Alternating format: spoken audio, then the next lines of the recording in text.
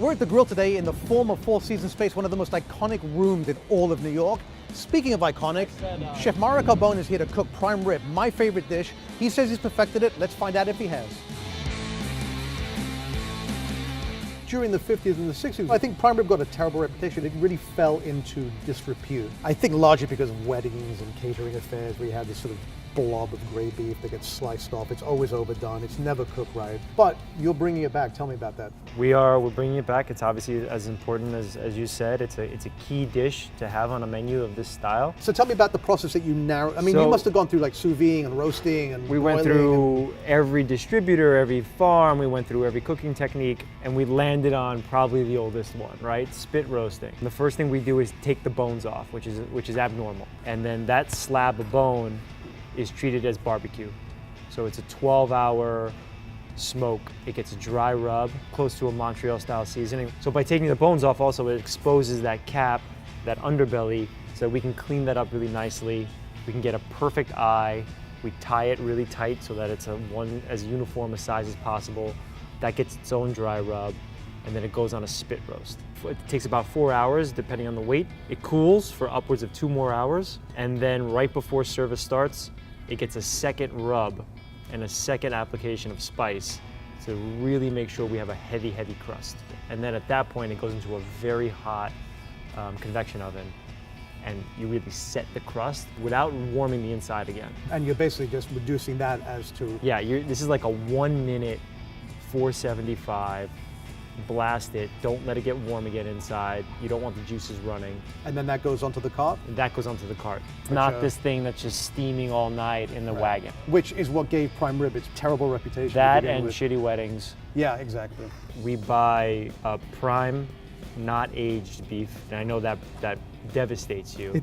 It doesn't devastate me. It devastates you. You're because a dead animal. It doesn't devastate me. I happen to love the flavor of aged beef. To a point of potential detriment. Well, it's that. To me, it's the height of luxury. It's the height of the artisanal craft of the butcher. So let me explain to you why I don't believe it's appropriate for this dish. I'm across the board. This is a slow, long cook. Over time, especially the way we do it, ours is spit roasted. It's losing water weight, it's intensifying. Everything that happens during the process of dry aging is sort of happening in a sped up way while we're cooking it. You're expelling moisture in the same way that the aging process. Intensifying flavor. Right. Every time we tried to do that with an already aged product, it was way too intense. The one prime rib you offer, for us, for here, should not be that no, intense and I thing. totally get that. So I think that we have sort of talked about this enough. I think it's time that we tried it. Bring the wagon. It's all about me eating. This is sort of the grand tradition, yes. right? And there's a conversation that's had with the customer, thin or thick, and then once he's done that, he'll offer to put the jus over the top, and then potentially ask if you'd like fresh grated horseradish over the top of that. And then it comes with a side of Dijon mustard and horseradish cream.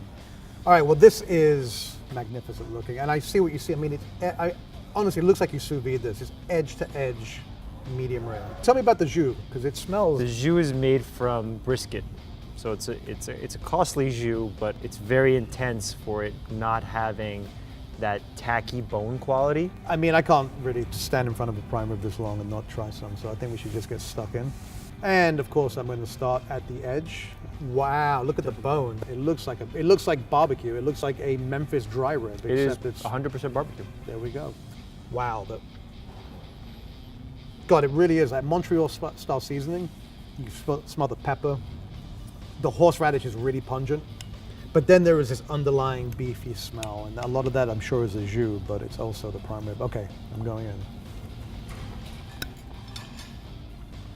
Wow.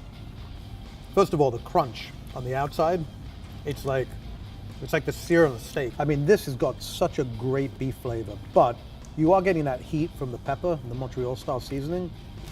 The horseradish obviously just cuts right through it and gives it a sort of that tang that kind of excites the palate. But then there is a really profound beefiness to it, and it's just like a long braise, right? You're getting those deep, deep notes I have to notice that the texture, like you can just pull this apart. It's like, it's that tender. Look at that. Seems the Englishman's eating the American cut, and the American's eating the Englishman's cut. It looks like I've learned something from being here. So let's talk about the English cut versus the American cut, because growing up in England, that was just called prime rib. You would never eat this much beef traditionally in England. This is like American exceptionalism on a plate right here, right? It's like, It's excessive Americanism. Cuts just get bigger and bigger, 16, 20 ounces. But Yeah. traditionally, on a roast beef cut, they would just carve off like tender slivers of roast beef, right? And very much like that. 9 out of 10 of our customers choose this. It's a very, very rare person who wants the English cut, but it was important to us that we trained the team on how to do it, and now we were ready for it. As delicious and compelling as that is, and I will get back to you in short This order. may not be a knife and fork moment. Wow, look at that. Look at the color of that. It's cooked slowly all the way through, but you haven't hammered it. Like if that was barbecue, it would be gray and right. Yeah, we don't want that. Let's go in there. Wow. You can't possibly get that from carving it to order off the roast. No, You'll fight with all the meat around it, and you won't get any of that love. it's amazing. I mean, it really feels like barbecue. It has a crust. It's tender and supple inside, but the flavor is much more classic steakhouse, peppery. It's got some heat to it. It's nice. Best. I'm not willing to give up on the aging. I'm just saying, but You're- I respect. Listen, you know a lot more about cooking than I do. I just don't want your preconceived notions to infiltrate all situations. Put the Is time this into it. going to knock off Smith & Wollensky's as your top prime rib? I want to know that right now. Well, probably not, but I would much rather eat in this room. So what I'll do is I'll sneak over there. I'll bring a prime rib with me. What you is know, it? And then What is it about Smith & Wollensky? the thing that I love about Smith & Wollensky is I've been going there since I could afford to eat out. That's the meal that I had with my dad for the first time there, and like that has just resounded in my memory. And hopefully I won't have to choose for a long time. I'll just be eating both of them. But that said, this is absolutely spectacular. The craft, the love that has gone into this, the fact that it's so referential to the past, yet satisfies the modern carnivore, I think is a testament to its greatness. You are the modern carnivore. Chef, thank you so much. My It was a pleasure. real pleasure. Anytime. Thank you so much for watching. I'm going to sit here and argue about prime rib with Mario and eat more prime rib. I will see you on the next episode of The Meat Show.